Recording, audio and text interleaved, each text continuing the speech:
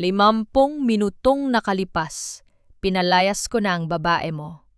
Ngayon, Ramon, ikaw naman ang susunod na lalabas sa pintong ito. Dala ang lahat ng kahihiyang itinanim mo sa pamilyang ito. Ang boses ko ay matigas. Walang bakas ng panginginig na dati ay nakasanayan ni Ramon. Nakatayo ako sa gitna ng sala. Ang kamay ko ay mahigpit na nakahawak sa gilid ng mesa na pinagsilbihan ko ng 15 taon. Sa harap ko, si Ramon, ang lalaking pinagsilbihan ko ng higit pa sa sarili ko, ay nakatayo habang nanlalaki ang mga mata sa gulat. Sa labas, dinig ko pa ang ingay ng mga kapitbahay na nagbubulungan.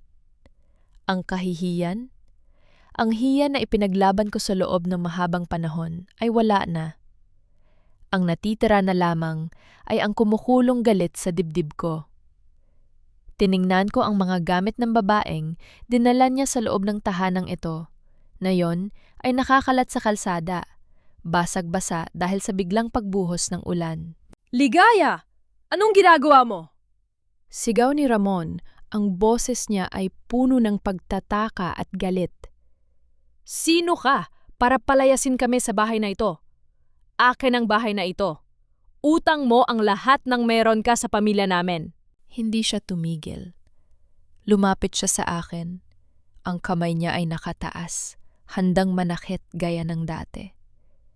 Pero sa pagkakataong ito, hindi ako umatras. Tiningnan ko siya diretso sa mga mata. Nakita ko ang pamilyar na panlalait, ang pagtingin niya sa akin bilang isang simpleng katulong na naging asawa. Tama ka, Ramon. Marami akong utang na loob sa pamilyang ito. Pero ang utang na yon ay bayad na. 15 taon, Ramon. 15 taon kong inalagaan ang tatay mo habang ikaw ay abala sa pagwawaldas ng mana at paghahanap ng ibang babae. Dinukot ko sa bulsa ko ang isang envelope at inilapag ito sa mesa. Annulment papers. Kasama nito ang isang peking dokumento na gawa ko, isang sulat mula sa bangko na nagpapahiwatig na ang lahat ng ari-arian ay nakapangalan na sa isang tagapang-alaga, habang ang mga utang niya ay handa nang ilabas sa publiko. Ano to? Nanginginig ang boses ni Ramon habang binubuksan ang sobre. Ang simula ng katapusan mo? Sagot ko ng mahinahon. Sa likod ko, mula sa silid ni tatay, nakarinig ako ng mahinang pagpukpok ng baston. Si tatay. Kahit hindi siya makalakad ng maayos, alam kong gising siya. Alam kong naririnig niya ang lahat. Napansin ko ang isang bagay na hindi ko kailanman nakita dati. Isang maliit na susi na nakahulog sa ilalim ng sofa. Ang susi ng lumang cabinet na laging binabantayan ni Ramon. Bakit niya ito binabantayan kung wala namang laman? Ligaya! Baliw ka na! Sigaw ni Ramon habang winawagayway ang mga papel. Hindi mo ako mapapaalis dito. Tatawag ako ng pulis. Tumawag ka, hamon ko. At sabihin mo sa kanila kung bakit hindi mo maipaliwanag, kung bakit halos wala ng laman ang account ng tatay mo. Gusto mo bang malaman nila ang tungkol sa mga gamot na ibinibigay mo sa kanya? Tumigil si Ramon. Ang mukha niya ay namutla. Sa isang sandali, ang buong kapangyarihan niya ay gumuho. Nakita ko ang takot sa kanyang mga mata. Hindi takot sa akin, kundi takot sa katotohanan kaya kong ilantad. Ngayon ko lang naintindihan. Hindi lang ako basta asawa na pinagtaksilan. Ako ang naging saksi sa isang krimen na matagal nang nagaganap sa loob ng bahay na ito. Nanginginig pa rin ang mga kamay ni Ramon habang hawak ang mga papel. Ang yabang na nakita ko sa kanya ilang minuto ang nakalipas ay napalitan ng isang maputlang takot. Alam ko ang tingin yan. Yan ang tingin ng isang taong huli na sa akto. Isang taong napagtantong ang kanyang biktima ay may hawak na palakol. Anong alam mo tungkol sa mga gamot? Pabulong niyang tanong, tila natatakot na baka may makarinig sa labas. Hindi ko siya sinagot. Tinalikuran ko siya at naglakad patungo sa silid ni tatay. Ang bawat hakbang ko sa sahig na kahoy ay tila isang babala. Nang pumasok ako, bumungad sa akin ang matandang lalaki na nakaupo sa kanyang wheelchair, nakatingin sa bintana. Ang kanyang mga mata, na dati ay puno ng lungkot, ngayon ay may bakas ng matinding pag-aalala. "Ligaya," rehistro ng boses niya, paos at mahina. Lumapit ako at lumuhod sa harap niya. Hinihimas ang kanyang naninigas na mga binti. Ito ang mga binti na 15 taon kong minasahe, pinunasan at inalagaan. Pero ngayon, sa harap ng aking mga mata, parang may kung anong kumirot sa puso ko. Bakit hindi siya gumagaling? Bakit habang tumatagal ay mas lalo siyang nanghihina sa tuwing binibigyan siya ni Ramon ng bitamina? "Tatay, anong nangyayari?" tanong ko habang unti-unting hinahanap ang susi na nakita ko kanina sa sala. Habang naghahanap ako ng pagkakataong makasilip sa cabinet, napansin ko ang isang maliit na uka sa ilalim ng kama ni tatay. Dahil sa pagmamadali, hindi ko napansin ang isang makapal na notebook na nakadikit sa ilalim ng frame. Hinila ko ito. Ito ay isang record book, hindi ng mga ari-arian, kundi ng mga inuming gamot. Sa bawat pahina, may nakasulat na oras at dami ng dose. At sa gilid, may mga notes sa sulat kamay ni tatay. "Ramon, 8 a.m., sobrang pait. Ramon, 12 p.m., nahihilo ako." Nanlaki ang mga mata ko.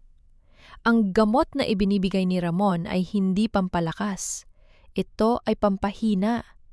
Ginagawa niyang unti-unting halaman ang sarili niyang ama para hindi ito makapagsalita o makapag-utos ng pagbabago sa kanyang will. Narinig ko ang yabag ng paa ni Ramon sa pasilyo. Papunta siya rito. Mabilis kong itinago ang notebook sa ilalim ng aking suot na apron. Ang bilis ng tibok ng puso ko ay halos hindi ko na makayanan. Kung papasok siya ngayon at makita akong may hawak na ebidensya, alam kong hindi siya magdadalawang isip na saktan ako. Bumukas ang pinto. Pumasok si Ramon. Ang kanyang mukha ay puno pa rin ng tensyon, pero pilit na nagpapanggap na kalmado. Ligaya, anong ginagawa mo rito? Tanong niya, ang kanyang mga mata ay pabalik-balik sa akin at sa kinatatayuan ko malapit sa kama. Ramdam ko ang init ng notebook sa aking baywang. Ito na ang armas ko. Pero kailangan kong maging matalino, hindi ako pwedeng magpadalos-dalos. Tiningnan ko siya ng diretso, pinipilit ang sarili kong wag manginig. "Pinapakain ko lang si Tatay Ramon. Bakit? May dapat ba akong ikatakot?" Tumitig siya sa akin. Naghahanap ng pagkakamali sa boses ko. Ang hangin sa loob ng silid ay naging mabigat, halos hindi na kami makahinga. At doon, sa kabila ng takot ko, isang tanong ang bumuo sa isip ko. Sino pa ang pwedeng makatulong sa akin kung ang buong barangay ay naniniwalang si Ramon ang mabait na anak? At biglang, isang pangalan ang pumasok sa isip ko. Arthur, ang anak na pinalayas ni Ramon nung bata pa ito dahil sa kasinungalingan ng kanyang ama. Pagkalabas ko ng silid ni tatay, sinalubong ako ng isang nakabibinging katahimikan sa loob ng bahay. Si Ramon ay wala na sa sala. Siguro ay nagpunta na siya sa kanyang opisina o nakikipagkita sa kanyang mga kaibigan para humingi ng payo kung paano ako itataboy. Alam ko ang takbo ng isip niya. Kapag naiipit siya, hindi siya direktang lumalaban. Gagamitin niya ang kanyang dila.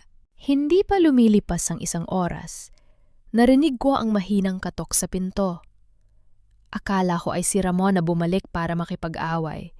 Pero pagbukas ko, ang bumungad sa akin ay si Aling Marta, ang aming kapitbahay na kilala sa pagiging sismosa sa buong barangay. Ang kanyang mukha ay hindi mababasa. Halo ng awa at panghuhusga. "Ligaya, iha," panimula niya habang pasimpleng sumusulyap sa loob ng bahay. Totoo bang balita? Pinatasik mo raw ang babae ni Ramon? At balak mo raw siyang iwan? Napahigpit ang hawak ko sa doorknob. Ang mga salitang ito ang unang hatake ni Ramon. Sinisiraan na niya ako. Gusto niyang gawin akong kontrabida sa mata ng mga tao. Ang asawang matapobre at walang utang na loob. Aling Marta? Sagot ko ng mahinahon kahit na gusto ko nang isara ang pinto sa mukha niya. Si Ramon ang nagdala ng ibang babae sa loob ng bahay na ito habang ako ay nag-aalaga sa kanyang ama. Sa tingin niyo ba sino ang dapat husgahan? Umiwas ng tingin si Aling Marta, pero hindi siya umalis. Alam mo naman si Ramon, marami siyang kaibigan sa barangay. Baka mapahamak ka. Sabi niya may kinukuha ka raw ng mga dokumento at pera sa kabinet niya. Ramdam ko ang pag-inat ng aking mga tainga. Ang kapal ng mukha.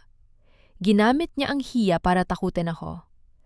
Alam niyang bilang isang babaeng Pilipina na nakatira sa maliit na komunidad, ang pinakakinatatakutan ko ay ang mawala ng danggal. Aling Marta, sabi ko ng diretso, habang humahakbang ako papalapit sa kanya para mapilitan siyang umurong. Kung may ninakaw ako, bakit hindi siya ang pumunta sa pulis? Sabihin niyo sa kanya kung gusto niya ng gulo, handa akong magbigay ng higit pa sa inaasahan niya. Pagkasasara ko ng pinto, napasandal ako rito at napahinga ng malalim. Ang pagod ay unti-unting gumagapang sa aking katawan, pero hindi ako pwedeng huminto. Inilabas ko ang notebook na nakuha ko sa ilalim ng kama ni tatay. Habang tinitignan ko ang mga sulat ni tatay, napansin ko ang isang maliit na resibo na nakasingit sa gitna. Resibo ng isang safety deposit box sa bangko sa sentro ng lungsod. Nakatala rito ang pangalan, Arthur P. De Los Reyes. Ang pangalan ng anak na itinaboy ni Ramon, bigla akong kinabahan. Kung ang lahat ng yaman ay nasa safety deposit box na nakapangalan kay Arthur, ibig sabihin, si Ramon ay walang access sa pera? Kaya pala siya nagmamadali.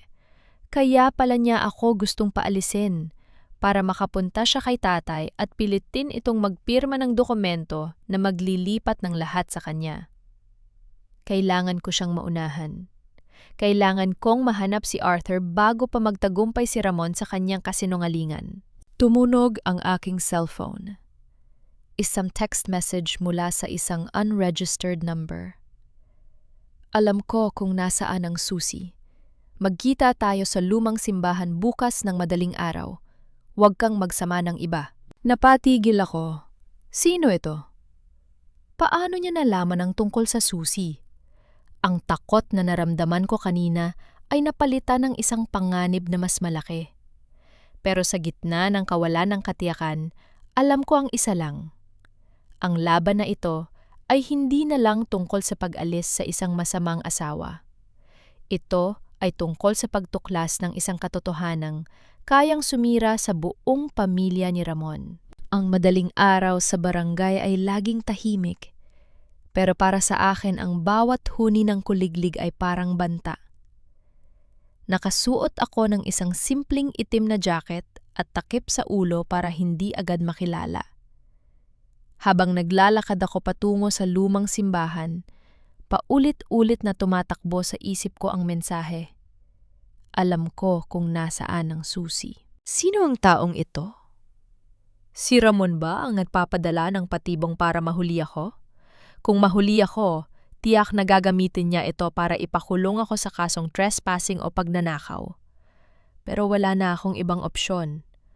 Ang susi sa safety deposit box ang tanging baraha ko para iligtas si tatay at bawiin ang hustisya. Pagdating ko sa simbahan, nakita ko ang isang figura na nakasandal sa malaking pintong kahoy. Hindi siya mukhang pulis, at lalong hindi siya mukhang tauhan ni Ramon. Ang lalaking ito ay nakasuot ng simpleng t-shirt at maong.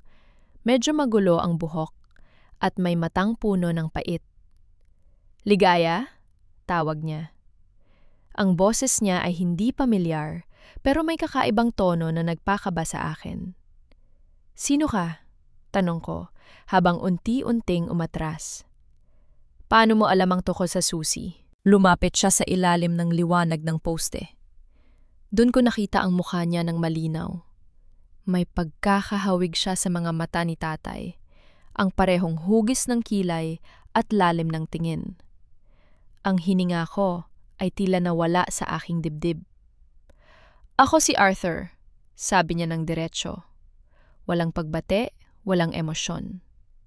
At ang susi na hinahanap mo ay hindi lang basta susi ng cabinet. Ito ang susi ng lahat ng sikretong itinago ng tatay mong mapagkunyari. Natigilan ako. Kaya pala siya ang hinahanap ni tatay sa mga lumang litrato. Arthur? Bakit ka nagtatago? Bakit hindi ka lumabas noon pa? Tumawa siya ng mapait. Lumabas? Sa tingin mo ba hahayaan ako ni Ramon? Pinalayas niya ako noon dahil pinalabas niyang ako ang magnanakaw ng pera ng pamilya. Itinaboy niya ako dahil ako lang ang nakakaalam na hindi si tatay ang may sakit. Si Ramon ang nagpapakain sa kanya ng lason para unti-unti siyang mamatat. Nanlamig ang buong katawan ko. Tama ang hinala ko. Kailangan nating ilantad ang lahat, Arthur. May hawak akong notebook, mga record ng dosage ng gamot ni tatay.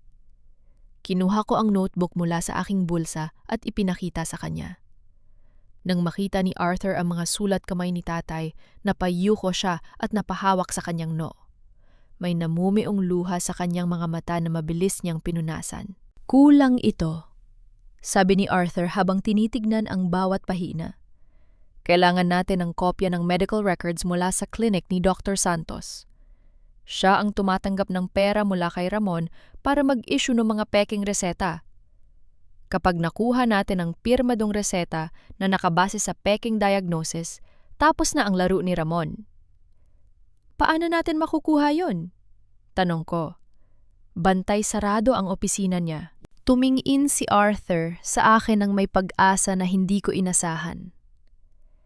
Hindi natin kailangang pasokin. Kailangan lang nating mapilitan si Ramon na siya mismo ang magpakita ng mga dokumento sa harap ng abogado. May hearing para sa guardianship ng ari-arya ni tatay sa susunod na linggo.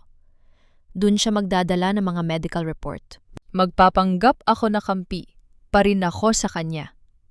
Desisyon ko. Susubukan ko siyang paaminin sa harap ng isang hidden recorder. Kung makukuha natin ang boses niya, sapat na yon. Habang nagpaplano kami, hindi ko napansin ang isang anino na lumabas mula sa gilid ng simbahan. Isang tao na may hawak na cellphone, mukhang nag-i-eavesdrop. Arthur, may nakikinig! Pabulong kong sabi. Mabilis na tumakbo si Arthur para habulin ang anino. Pero nawala na ito sa dilim. Ang kinatatakutan ko ay nangyari na. Alam na ni Ramon ang plano namin. Ang laro ay naging mas mapang-anib at ang susunod na hakbang ay maaaring ikapahamak ng aming buhay. Pagbalik ko sa bahay, ang bawat anino sa loob ng aming sala ay tila isang mata na nagmamasid. Hindi ako mapakali. Ang pagkikita namin ni Arthur ay isang malaking sugal.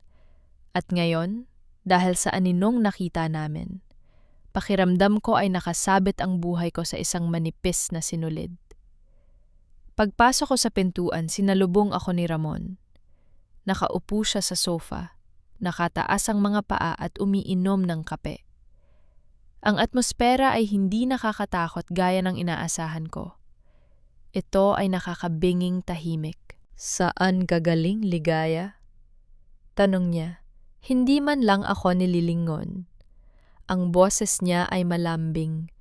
Isang klaseng lambing na ginagamit niya kapag may binabalak siyang masama. Nagsimba ako, Ramon. Humingi ng gabay. Sagot ko habang pinipilit na gawing normal ang tibok ng aking puso. Tumayo siya at dahan-dahang lumapit sa akin. Hinawakan niya ang aking braso. Hindi mahigpit, pero sapat para hindi ako makagalaw. Simbahan? O baka naman nakikipagkita ka sa taong pinalayas ko na sa buhay natin noon pa. Naramdaman ko ang paglamig ng aking dugo. Alam niya. Alam niya ang tungkol kay Arthur. Hindi ko alam ang sinasabi mo. Pagtangi ko, pero tiningnan niya ako ng diretso sa mata. Ang kanyang mga mata ay walang awa, puno ng pamilyar na pangungutya. Nakita-kita, Ligaya. May mga tauhan ako sa buong barangay. Huwag mo akong ituring na tanga. Bulong niya sa tainga ko. Akala mo ba matatalo mo ako? Ang taong tinatago mo ay isang desperadong lalaki na walang kahit na anong maipagmamalaki. Habang ako ang may hawak ng titulo ng bahay na ito. Biglang lumakas ang tunog ng pag-iyak ni tatay mula sa kabilang silid. Ito ang hudyat ko. Gamit ang lahat ng lakas na meron ako, itinulak ko si Ramon palayo. Hindi niya inaasahan ang paglaban ko, kaya napaatras siya. Gusto mo malaman ang totoo, Ramon? Gusto mong malaman kung bakit hindi ka na makakatakas? Sigaw ko habang tumatakbo patungo sa silid ni tatay. Pagbukas ko ng pinto, nakita ko si Arthur sa loob, nakasuot ng uniforme ng isang delivery boy. Ang kanyang mukha ay puno ng galit habang hawak ang isang baso ng tubig na ibinibigay sana ni Ramon kay tatay. "Huwag mo inumin yan, tatay!" sigaw ni Arthur. Pumasok si Ramon sa silid, ang kanyang mukha ay naging kasing pula ng apoy. "Ikaw? Anong ginagawa mo rito, Arthur?" Sa isang iglap, nagkagulo. Silubukan ni Ramon na sunggaban si Arthur, pero si Arthur ay mabilis na nakailag. Sa gitna ng pag-aaway, nabasag ang baso ng tubig sa sahig. Ang amoy ng mapait na chemical ay kumalat sa buong silid. "Yan ang iniinom mo sa kanya, Ramon?" sigaw ni Arthur habang itinuturo ang basag na baso. "Lason! Ito ang dahilan kung bakit hindi siya makalakad." Napahinto si Ramon, nakatingin sa basag na baso sa sahig. Ang kanyang mukha ay naging maskara ng pagkataranta. "Wala kayong ebidensya! Yan ay gamot lang na payo ng doktor." "Doktor?" tanong ko, habang hawak ang cellphone ko na kanina ko pa pala na-record ang lahat. Ang recording na ito ay ipapadala ko sa pulis, Ramon, kasama ang notebook na nakuha ko. Tumigil ang oras. Si Ramon ay nakatayo sa gitna, mukhang isang hayop na napasok sa bitag. Pero sa halip na sumuko, tumawa siya ng nakakaloko. "Sa tingin niyo ba maniniwala sila sa inyo? Isang asawang baliw at isang anak na pinalayas dahil sa pagiging magnanakaw?" Ang mga salita niya ay parang kutsil, pero sa pagkakataong ito, hindi ako nasaktan. Mumiti ako. Alam ko ang limitasyon niya. Ang yabang niya ang magiging mitsa ng kanyang sariling pagkawasak. "Hindi sila maniniwala sa amin, Ramon?" sabi ko ng mariin. "Maniniwala sila sa mga dokumentong hindi mo na mababawi." Ang pagkawasak ng baso sa sahig ay tila isang hudyat. Pagkatapos ng mainit na pagtatalo, mabilis na lumabas si Ramon ng silid, tinampot ang kanyang susi ng sasakyan at walang lingon-likod na umalis ng bahay. Alam naming dalawa ni Arthur na hindi siya tumakas. Nagpunta siya para burahin ang anumang bakas ng kanyang krim sa klinik ni Dr. Santos. Naiwan kami ni Arthur sa silid ni tatay. Ang amoy ng chemical na mula sa nabasag na baso ay nanunuot pa rin sa hangin. Inalalayan ko si tatay na humiga ng maayos. Sa mga sandaling ito, ang matandang lalaki ay tila huminga ng malalim, isang paghinga na puno ng kapayapaan at kaluwagan. "Ligaya, Arthur," mahinang sambit ni tatay. Lumapit si Arthur at hinawakan ang kamay ng kanyang ama. Hindi na ito ang galit na Arthur na nakilala ko sa simbahan. Dito, sa harap ng kanyang tatay, siya ay isang anak na sabik sa pagmamahal na ipinagkait sa kanya ng mahabang panahon. "Tatay, patawarin niyo ako," bulong ni Arthur. "Dapat ay mas maaga akong bumalik." Umiling si tatay, ang kanyang mga mata ay basang-basa ng luha. "Hindi. Ang mahalaga, narito kayo."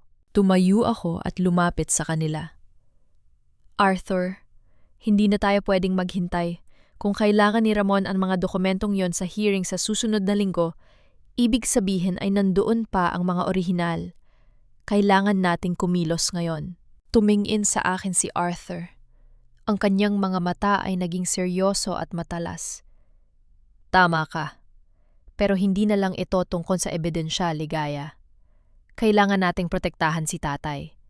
Kung malaman ni Ramon na buhay pa ang isip niya, baka ipakonfine niya ito sa isang mental institution para hindi makapagtestigo. Naupo kami sa kusina habang hinihintay ang paglipas ng gabi. Dito namin binuo ang aming susunod na hakbang. Hindi na kami pwedeng umasa sa takot. Kailangan naming gamitin ang sariling sandata ni Ramon laban sa kanya. Ang pagiging sakim niya ang aming magiging pain. May kilala akong abogado, sabi ni Arthur.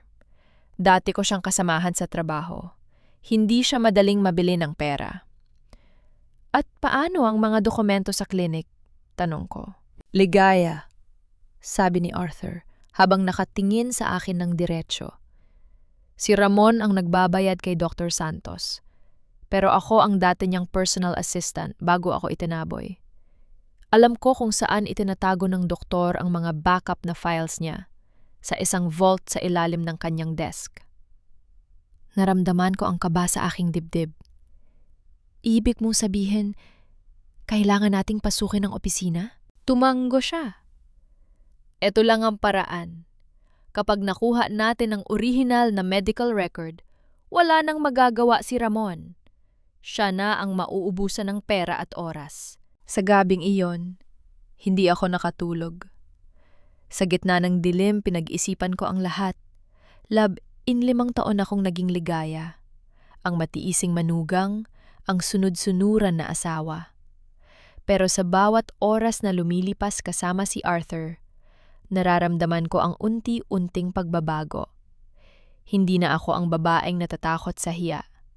Ang hiya ay para sa mga taong gumagawa ng masama, hindi para sa mga taong lumalaban para sa katarungan. Bago sumikat ang araw, naghanda na kami. Si Arthur ay may dala-dalang mga tools at ako naman ay may hawak na kopya ng appointment slip ni Ramon kay Dr. Santos. Handa ka na ba? Tanong ni Arthur habang binubuksan ang pinto ng sasakyan. Tumingin ako sa bahay. Ang bahay na 15 taon kong kinalakihan at inalagaan. Hindi ko ito tinitingnan bilang isang kulungan ngayon, kundi bilang isang labanan na kailangan kong mapanalunan. handa na ako. Sagot ko. Hindi na ako babalik dito hanggat hindi ko nakukuha ang hustisya para sa tatay mo. Ang aming pagkakaibigan na nagsimula sa kadiliman ng simbahan ay ngayon ay naging isang alyansa na handang tumapos sa kasinungalingan ni Ramon. Ang klinik ni Dr. Santos ay tahimik, mistulang isang kuta na pinalilibutan ng mga pader na gawa sa malalamig na tiles. Pagpasok namin ni Arthur, nagsuot ako ng face mask at hospital gown na nakuha namin sa labahan habang si Arthur ay nakasuot ng uniforme ng isang maintenance worker. Ang diskarte namin ay simple. Gagamitin namin ang pagiging pamilyar ng mga staff sa amin para makapasok sa loob. Ligaya, tandaan mo, 5 minuto lang ang meron tayo. Bulong ni Arthur habang naglalakad kami sa koridor patungo sa opisina ng doktor. Natanggap akong isang nurse mula sa kabilang ward na may dalang urgent request para sa medical file ni tatay. Pagdating sa harap ng pinto ni Dr. Santos, ang secretary niya ay abala sa pag-aayos ng mga schedule. Ma'am, kailangan ko pong makuha ang file ni Mr. Delos Reyes para sa laboratory update. Utos po ni Mr. Ramon. Sabi ko pilit na ginagaya ang tono ng isang taong nagmamadali. Tumingin sa akin ang secretary, nag-aalinlangan. Pero wala namang appointment si Mr. Ramon ngayon, ha? Kaya nga po urgent dahil may kailangan siyang ipasok na bagong document para sa hearing sa susunod na linggo. Sagot ko. Ramdam ko ang pagtulo ng pawis sa aking likod. Habang nakikipag-usap ako, Si Arthur ay dahan-dahang lumusot patungo sa likod ng desk gamit ang isang manipis na piraso ng bakal para buksan ang vault na alam niyang hindi naman talaga laging nakalak ng maigi. Click! Isang mahinang tunog ang narinig ko. Nakita ko si Arthur na kinuha ang isang makapal na folder. Yun na yon, ang ebidensya. Ma'am, pasensya na po. Kailangan ko na pong bumalik sa ward. Paalam ko nang hindi na hinihintay ang sagot niya. Mabilis kaming lumabas ni Arthur. Hindi na tumitingin sa likod. Pagkasakay namin sa sasakyan, binuksan namin ang folder. Ang lahat ng mga reseta ni Dr. Santos ay naroon. Mga dokumentong nagpaputunay na ang mga gamot na ibinibigay kay tatay ay hindi pampalakas, kundi mga sedatives na nagpapahina sa kanyang nervous system. Nakuha natin. Bulong ni Arthur, bakas ang relief sa kanyang muka. Pero hindi pa doon natatapos ang plano. Kung ilalantad agad namin ito, maaaring itanggi ni Ramon na siya ang may utos. Kailangan namin siyang painin. Pagdating ng hapon, bumalik ako sa bahay. Nadatnan ko si Ramon sa sala umiinom ng alak, mukhang pagod at balisa. Nang makita niya ako, agad siyang tumayo. "Saan ka na naman galing? Ligaya, huwag mo akong subukan," banta niya. Sa halip na matakot, lumapit ako sa kanya ng nakangiti, isagniting hindi niya inaasahan. "Ramon, nakipagkita ako sa abogado mo. Sabi niya kung gusto mong makuha ang guardianship ng mabilis, kailangan mo raw ang original medical records. Alam ko kung nasaan ang mga yon." Nanlaki ang mata niya. "Anong sinasabi mo?" "Nasa akin ang file," sabi ko, habang dahan-dahang nilalapit ang aking mukha sa kanya. "Pero may kapalit. Gusto ko ng pera. Isang malaking halaga at aalis ako ng bahay na ito nang hindi ka naguguluhin. Iwan mo na sa akin ang file at ang bahay na ito ay mapapasa na ng tuluyan." Tinitigan niya ako, naghahanap ng kasinungalingan. Sa bawat segundo, ramdam ko ang tensyon. Gusto niyang maniwala sa pera dahil yon ang tanging Diyos na kilala niya. "Saan mo nakuha ang file?" tanong niya. Boses na nanginginig sa kasakiman. "Hindi na mahalaga yon," sagot ko. "Ang mahalaga, gusto mo bang manalo sa hearing o hindi?" Nakita ko ang pagbabago sa mukha niya. Ang pagiging agresibo niya ay napalitan ng pagkalkula. Ang kasakiman ay unti-unting lumalamon sa kanyang pag-iisip. Hook, line, and sinker. "Magkita tayo bukas ng gabi sa bodega, sa likod ng lumang warehouse," sabi niya. "Dala ko ang pera. Dalhin mo ang file." Tumalikod siya, kampante sa kanyang naisip na panalo. Hindi niya alam sa sandaling yon ang bitag ay nakasara na. Ang gabi ay balot ng makapal na hamog, at ang lumang bodega sa likod ng warehouse ay amoy kalawang at basang semento. Nakatayo ako sa gitna ng kadiliman, hawak-hawak ang isang makapal na envelope na akala ni Ramon ay ang orihinal na medical records. Sa totoo lang, ang laman nito ay mga photocopies lamang. Ang mga orihinal ay ligtas na nakatago sa opisina ng abogado ni Arthur. Narinig ko ang ugong ng makina ng sasakyan ni Ramon. Bumukas ang pinto at lumabas siya. Dala ang isang leather briefcase na halatang puno ng pera. Ang kanyang mga mata ay nagniningning sa kasakiman. Hindi niya inisip na maaaring bitag ito. Ang tanging nakikita niya ay ang pag-aari sa kayamanan ni tatay ng walang sagabal. "Nasaan ang file?" tanong niya agad, hindi man lang nag-abalang magtanong kung nasaan si Arthur. Inilabas ko ang envelope at inilapag ito sa ibabaw ng isang lumang mesa. "Narito. Siguraduhin mong tama ang halaga, Ramon. Pagkatapos nito, tapos na tayo. Hindi na kita guguluhin." Dahan-dahan niyang kinuha ang envelope at binuksan ito.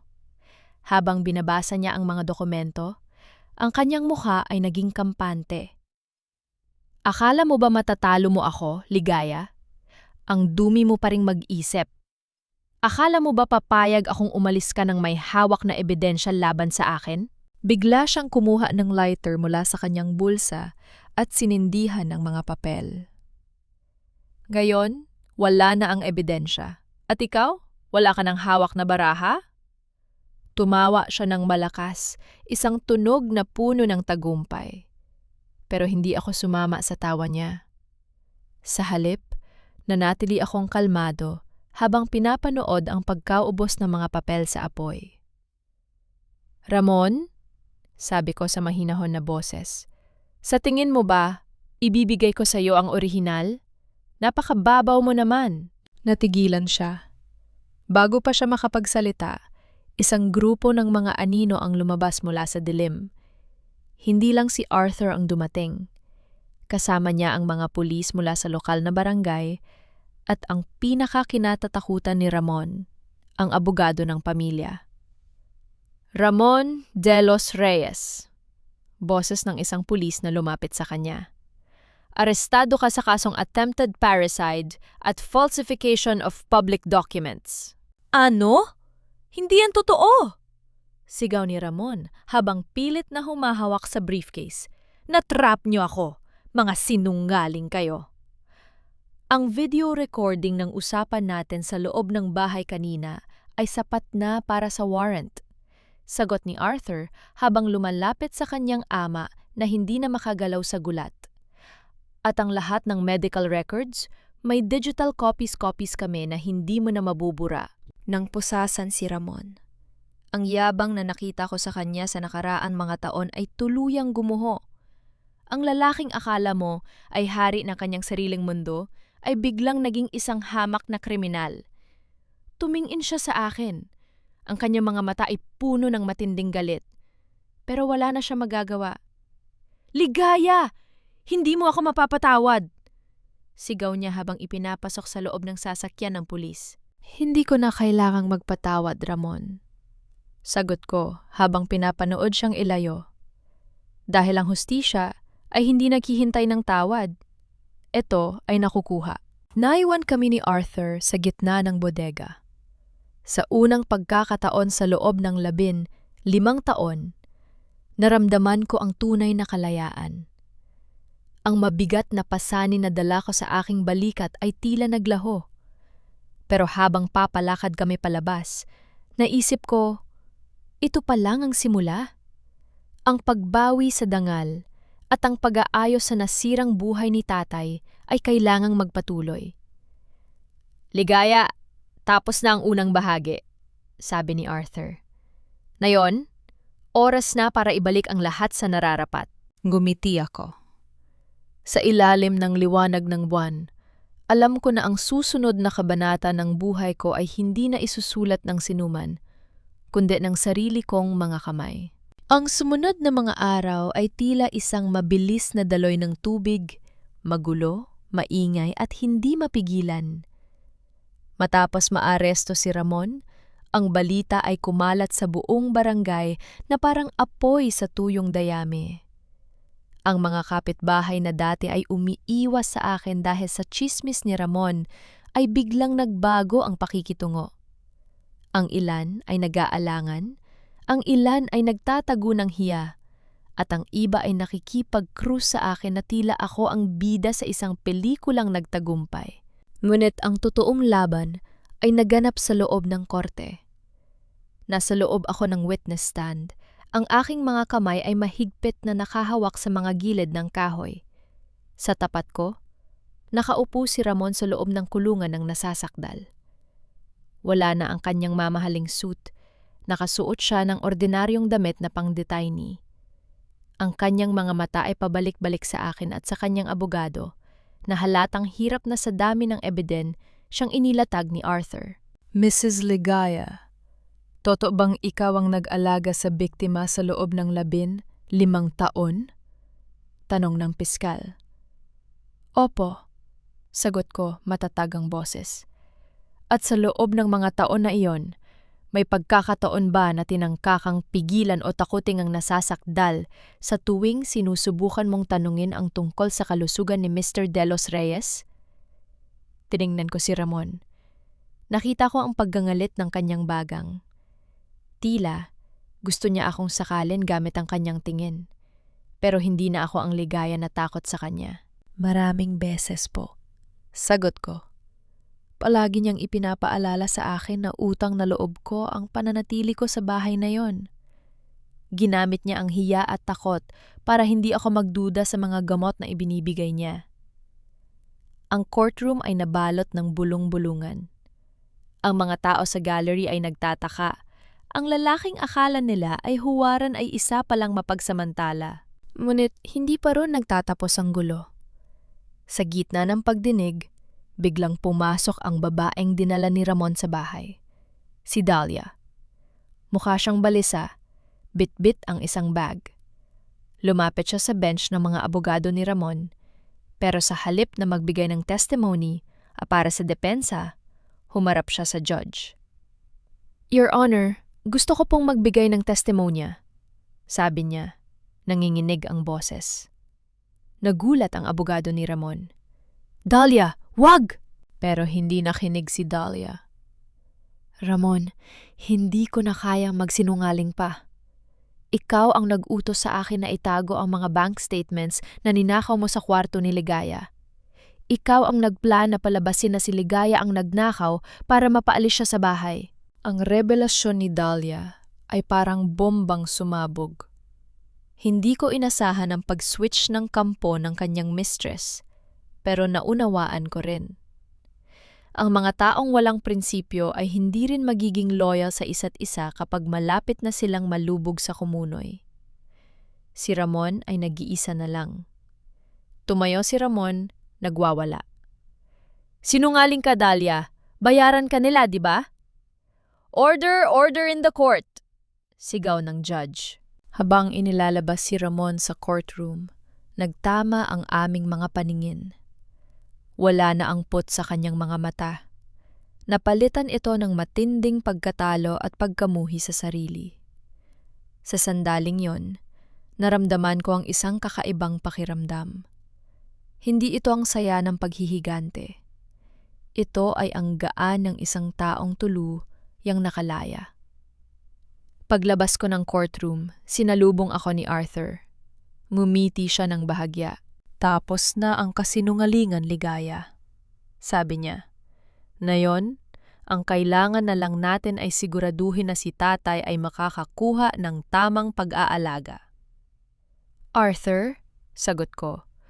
Ang bahay na yon, hindi ko na gustong bumalik doon.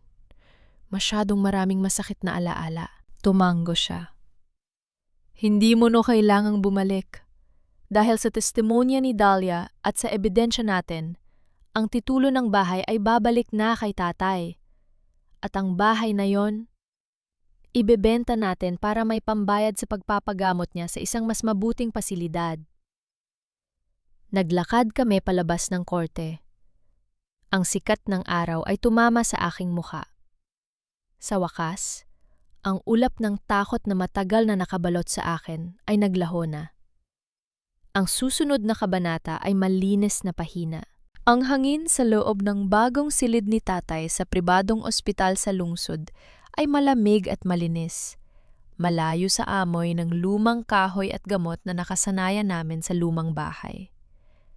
Lumipas ang 2 linggo mula nang magbago ang takbo ng aming buhay. Sa tulong ng tamang medikasyon at patuloy na therapy, ang panghihina ni tatay na dulot ng mga pampakalmang gamot ni Ramon ay unti-unti nang nawawala. Ang kanyang mga mata ay mas gising, mas buhay, at may lakas na muli ang kanyang mga kamay. Nakaupo ako sa tabi ng kanyang kama. Binabalatan siya ng mansanas nang pumasok si Arthur kasamang abogado ng pamilya na si Ate Mendoza. May hawak silang mga dokumento, ngunit ang kanilang mga mukha ay hindi na nagpapakita ng bigat ng nagdaang mga araw. May dalang magandang balita ang kanilang mga ngiti. Magandang umaga, Ligaya. Magandang umaga, tatay. Bati ni Arthur sabay lapit para magmano kay tatay. Isang tradisyong matagal na ipinagkait sa kanya ng galit at kasinungalingan ni Ramon. Magandang umaga, anak. Sagot ni tatay. Mas malinaw na ang boses kaysa dati. Inilapag ni Ate Mendoza ang mga papel sa ibabaw ng maliit na mesa sa tabi ng kama. Gusto ko pong ipalam sa inyo na opisyal ng pinawalang bisa ng korte ang guardianship na hiningi ni Ramon noon. Dahil sa mga nakuhang ebidensya ng pagmaltrato at pagpapainom ng maling gamot, tinanggalan siya ng lahat ng karapatang legal sa inyong mga ari-arian, Mr. De Los Reyes. Huminga ng malalim si tatay. Tila isang napakabigat na bato ang naalis sa kanyang dibdib. Tumingin siya sa akin. Ang kanyang mga mata ay nangingilid sa luha ng pasasalamat. Ligaya, kung hindi dahil sa'yo, baka tuluyan na akong naging bangkay sa sarili kong kama. Huwag po kayong mag-alala, tatay. Sagot ko habang hinahawakan ang kanyang nanghihinang kamay. Ginawa ko lang kung ano ang tama. 15 taon niyo akong itinuring na parang totoong anak. Higit pa sa ginawa ng sarili kong asawa. Utang ko rin sa inyo ang aking lakas. Ngunit may isa pa kaming kailangang ayusin. Patuloy ni Ate Mendoza habang nakatingin sa akin. Ligaya, ang kasong pagnanakaw at paninirang puri na isinampa ni Ramon laban sa iyo bago siya maaresto ay pormal lang ibinasura ng piskalya. Dagdag pa rito, ang proseso ng inyong annulment ay mabilis na umuusad dahil sa patunay ng kanyang pangangalo niya at kriminal na gawain. Naramdaman ko ang pagdaloy ng luha sa aking pisngi. Hindi luha ng lungkot, kundi ng tagumpay. Sa wakas, ang aking pangalan, ang aking dangal na sinubukan niyang yurakan sa harap ng buong barangay ay malinis na muli. Ang hiya na ginamit niyang kadena para ang kontrolin ako ay tuluyan ng naputol. Salamat po, Ati. Bulong ko habang pinapahid ang aking mga luha. Lumapit si Arthur at tinapik ang aking balikat. Narapat lang ito sa iyo, Ligaya. Ikaw ang nagligtas sa pamilyang ito. At ngayon, oras na para ibigay namin sa iyo ang nararapat. Inabot ni tatay ang aking kamay at pinagdikit ito sa kamay ni Arthur. Ligaya, ang lumang bahay ay napagpasyahan naming ibenta na. Sa perang makukuha, kalahati ay mapupunta sa iyong bagong simula. Gusto kong magtayo ka ng sarili mong negosyo, magkaroon ng sarili mong buhay na malayo sa anino ng aking anak. Tatay, hindi ko po ito magagawa. Subok kong pagtanggi dahil sa labis na hiya at utang na loob. Tanggapin mo, Ligaya, giit ni tatay na may ngiti. Ito ay hindi limos. Ito ay kabayaran sa 15 taon ng iyong pagmamahal at sakripisyo na walang hinihiing kapalit. Karapatan mo ang maging masaya. Tumingin ako kay Arthur at tumango siya bilang pagsang-ayon. Sa sandaling yon, alam kong wala ng atrasan. Ang dating ligaya na sunod-sunuran ay patay na. Ang babaeng nakatayo ngayon sa harap nila ay handa ng harapin ang buong mundo gamit ang sarili niyang mga paa. Ngunit habang nagpapasalamat kami, biglang bumukas ang pinto ng silid. Isang nurse ang pumasok na may dalang sulat. Para po kay Mrs. Ligaya. Galing po sa jail warden kung saan nakadeten si Ramon De Los Reyes. Natahimik ang buong silid. Kinuha ko ang sulat ng may kaunting kaba. Ano pa ang gustong gawin ni Ramon ngayon na nasa likod na siya ng rehas? Hawak ko ang sobreng puti habang nakatitig sa tatak ng piitan sa labas ng lungsod. Sa loob ng silid ng ospital, walang nagsasalita. Pinanood ako ni na Arthur at Ate Mendoza habang dahan-dahan kong binubuksan ang papel. Ang sulat kamay sa loob ay magulo, malayo sa karaniwang maayos at mayabang na mga letra ni Ramon. Ligaya, nagmamakaawa ako sa iyo. Panimula ng sulat. Nagkamali ako. Sinulsulan lang ako ni Dahlia. Siya ang may gustong makuha ang pera ni tatay. Alam kong marami akong pagkukulang. Pero isipin mo ang 15 taon nating pagsasama bilang mag-asawa. Huwag mo namang hayaang mabulok ako rito sa kulungan. Kausapin mo si tatay na iurong ang kaso. Ikaw lang ang makakapagligtas sa akin. Ibinalik ko ang sulat sa loob ng sobre. Walang luhang pumatak sa aking mga mata. Walang galit na sumabog sa aking dibdib. Ang tanging naramdaman ko ay matinding kapaguran at kaanting awa. Awa para sa isang lalaking hanggang sa huling sandali ay hindi pa rin kayang tanggapin ang sarili niyang mga pagkakamali. Palagi niyang isinisisi sa ibang tao ang kanyang sariling mga desisyon. "Anong sabi, Ligaya?" Tanong ni Arthur. Ang boses niya ay puno ng pag-aalala. Gusto niya akong makita. Sagot ko ng mahinahon. Gusto niyang kausapin ko si tatay para iurong ang mga kaso laban sa kanya. "Huwag kang pumunta, Ligaya," sabi ni Arthur habang humahakbang papalapit. "Gagamitin lang niya ang emosyon mo para manipulahin ka mula. Alam mo kung paano siya magsalita." Tumingin ako kay tatay na nakasandal sa kanyang mga unan. Ang matandang lalaki ay tumango ng dahan-dahan. "Pumunta ka, anak. Hindi para sa kanya, kundi para sa sarili mo. Ipakita mo sa kanya na ang kadenang ginamit niya para itali ka ay tuluyan ng naputol." Kinaumagahan, nagtungo ako sa provincial jail. Ang amoy ng lumang semento pawis at disinfectant sa loob ng silid ng bisitahan ay sumalubong sa akin. Umupo ako sa tapat ng makapal na salamin, hawak ang teleponong gagamitin para sa usapan. Ilang minuto ang lumipas bago bumukas ang bakal na pinto at inakay ng gwardiya si Ramon palabas. Halos hindi ko siya makilala. Ang dating makinis at mabagong lalaki na laging maingat sa kanyang hitsura, ay ngayon ay may mga pasa sa mukha, magulo ang buhok, at nakasuot ng kupas na kulay kahel na uniforme ng bilanggo. Nang makita niya ako, sumilay ang isang desperadong pag-asa sa kanyang mga mata. Mabilis niyang dinampot ang kabilang telpono. "Ligaya! Dumating ka!" Bungad niya. Nanginginig ang boses. "Alam ko namang hindi mo ako kayang tiisin. Mahal mo pa rin ako, di ba? Sabihin mo sa kanila na magkasundo na tayo. Iuurong ko ang mga kaso laban sa'yo, basta iurong niyo rin ang kasong parricide." Tinitigan ko siya ng matagal. Walang emosyon ang aking mukha habang pinapakinggan ang kanyang mga mabilis na salita. "Ramon," panimyula ko, ang aking boses ay malamig at matatag. "Ang kasong isinampa ko laban sa'yo ay ibinasura na ng piskal dahil walang basehan. Wala kang pwedeng iurong dahil wala ka ng hawak na kahit anong laban sa akin." Natigilan siya. Ang kanyang bibig ay bahagyang bumukas. Anong sinasabi mo?" "At ang kasong parricide at falsification?" Patuloy ko. "Hindi si tatay nagpapatakbo niyan na yon.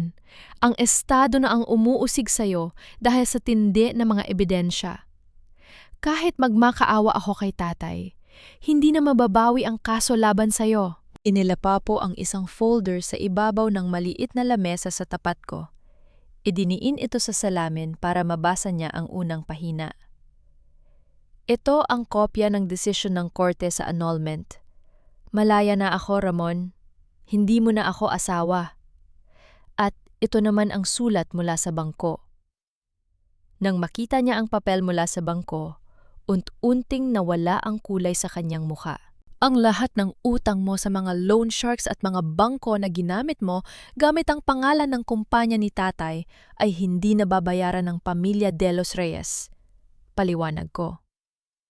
"Idineklara ng korte na ilegal ang mga transaksyong ginawa mo. Ang mga nagpautang sa'yo ay nagsampa na rin ng hiwalay na kasong estafa laban sa'yo. Hahabulin ka nila hanggang sa huling sentimo na meron ka." "Hindi! Hindi niyo pwedeng gawin sa akin ito!" Sigaw ni Ramon. Ang kanyang boses ay narinig sa buong silid ng bisitahan, kaya napatingin ang ibang mga gwardya. "Bahay ko yun! Sa akin ang lupang yun!" "Ang lumang bahay ay nabenta na kahapon, Ramon," sabi ko sa kanya nang walang pag-aalinlangan. "Ang perang nakuha ay gagamitin para sa patuloy na pagpapagagot ni tatay at sa pagbili ng maliit na kondo para sa amin ni Arthur. Wala ka nang babalikang tahanan kapag nakalabas ka rito, kung makakalabas ka pa. Ligaya! Pakiusap! Biglang nagbago ang kanyang tono. Lumuha siya at idinikit ang kanyang mga kamay sa salamin. Maawa ka sa aking kalagayan. 15 taon nating pagsasama. Wala ba yung halaga sa'yo? May halaga yon, Ramon. Sagot ko habang dahan-dahan akong tumatayo. Dahil sa 15 taon na yon, natutunan ko kung paano maging matatag. Natutunan ko na ang isang taong mapang-abuso ay hindi kailanman magbabago hanggat hindi niya nararanasan ang bagsik ng kanyang sariling mga gawa. Ito ang karma mo, Ramon, at nararapat lang ito sa'yo. Ibinaba ko ang telepono. Kahit naririnig ko pa ang kanyang pagsigaw at paghampas sa salamin habang kinakaladkad siya ng mga guard, pabalik sa kanyang selda. Hindi ko na siya muling nilingon. Naglakad ako palabas ng piitan, sinalubong ang liwanag ng araw na may niti sa aking mga labi. Ang impyerno na kinagisnan ko sa loob ng 15 taon ay tuluyan ng natapos sa sandaling ito. 6 na buwan ang mabilis na lumipas. Ang amoy ng bagong lutong pandesal at sariwang kape ay pumapaimbulog sa hangin ng aking maliit na cafe sa gilid ng highway. Ito ang Ligaya's Garden Cafe, isang maliit ngunit magandang negosyo na itinayo ko gamit ang perang ibinigay sa akin ni tatay mula sa pagbebenta ng lumang bahay. Dito ang bawat halaman ay namumulaklak at ang bawat sulok ay puno ng liwanag. Wala nang dilim, wala nang mabigat na anino ng nakaraan. Sa isang sulok ng hardin, nakaupo si tatay sa kanyang bagong wheelchair. Hindi na siya mukhang lantang gulay. Bagamat may kaunting kahinaan pa rin sa kanyang mga binti dahil sa nagdaang mga taon, ang kanyang mukha ay masigla at ang kanyang mga mata ay laging nakangiti habang pinapanood ang mga customer na pumapasok at lumalabas. Inilapag ko ang isang tasa ng mainit na tsaa sa kanyang harapan. Tatay, ito po ang paborito ninyong chamomile. Bawasan ng kape ngayon, sabi ng doktor. Tumawa si tatay. Isang mahina, ngunit buong tunog. Salamat, Ligaya. Napakahigpit mo pa ring nurse sa akin. Lumapit si Arthur mula sa counter, may hawak na listahan ng mga supplier. Katulong ko siya sa pagpapatakbo ng cafe. Ang aming ugnayan ay naging mas malalim, hindi bilang mga magkasintahan, kundi bilang 2 taong nagtulungan upang buuin ang kanilang mga buhay mula sa pagkawasak ng nakaraan. Siya ang naging tunay na kapatid at kaibigan na hinding-hindi ko ipagpapalit. Ligaya, paparating na ang bagong batch ng mga bulaklak para sa shop, sabi ni Arthur.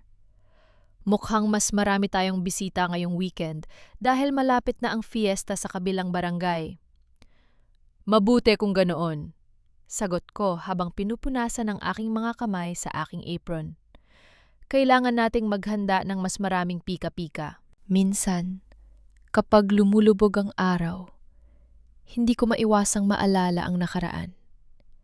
Nabalitaan ko kamakailan mula kay Ate Mendoza na opisyal ng hilatulan si Ramon ng ilang taong pagkabilanggo. Si Dalia naman ay tuluyan ng umalis ng bansa matapos isuli ang ilang bahagi ng perang nakuha niya. Wala nang natira kay Ramon. Wala nang pera, walang kaibigan, walang pamilya. Ang kanyang sariling kasakiman ang mismong naging pader ng kanyang sariling selda. Noon, akala ko ang buhay ko ay nakatadhana ng maging alipin ng aking mga sakripisyo. Akala ko ang kahulugan ng pagiging mabuting asawa at manugang ay ang patuloy na pagtitiis kahit na dinudurog na ang aking pagkatao. Ngunit natutunan ko na ang tunay na utang na loob ay hindi binabayaran ng sarili mong danggal. At ang tunay na kapatawaran ay hindi nangangahulugan ng pagbabalik sa taong nanakit sa'yo. Ito ay ang pagpapalaya sa iyong sariling puso upang muling makaramdam ng ligaya. Hapon na. Ang langit ay napuno ng kulay kahel at rosas na liwanag ng paglubog ng araw. Umupo ako sa tabi ni tatay at sumandal sa kanyang wheelchair. Lumapit din si Arthur at tumayo sa aming likuran, nakatingin sa malawak na tanawin ng bukid sa harap ng cafe. Ligaya, mahinang tawag ni tatay. Po, tatay? Salamat dahil hindi ka sumuko. Ngumiti ako. Nararamdaman ang banayad na simoy ng hangin sa aking mukha. Tumingin ako sa aking mga kamay. Ang mga kamay na nag-alaga, naglinis at nagtiis, ngunit ngayon ay ang mga kamay na ring nagtayo ng aking sariling kinabukasan. Salamat din po, tatay, bulong ko. Dahil sa inyo, nahanap ko ang tunay kong pangalan. Ako si Ligaya, at sa wakas, narito na ang aking ligaya.